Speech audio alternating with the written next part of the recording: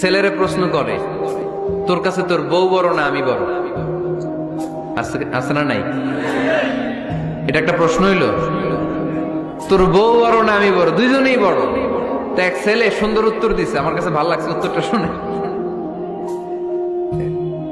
এক মা প্রশ্ন করছে, তোর এতদিন আমি লালন পালন করে বড় করলাম, জীবন যৌবন তোর জন্য শেষ করলাম, আজকে বউ পাইয়া বউ তোর আপন হয়ে গেল।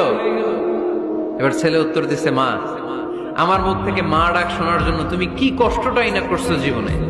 10 মাস আমারে পেটে ধারণ করলা, খাইতে পারো নাই, বমি করছো, খালি ওষুধ খাইছো, তোমার পেট কেটে আমারে বের করা হয়েছে, 2 বছর আমারে দুধ খাওয়াইছো, পেশাব পায়খানা পরিষ্কার করেছো। বয়স যখন 3-4 তখন তোমার আমি মা ডাকছি, এই মা ডাকটা শোনার জন্য তুমি এত কষ্ট করছো। আর আরেকবারের মাইয়া এই ঘরে আইসাই তোমার মা ডাকা শুরু করছে।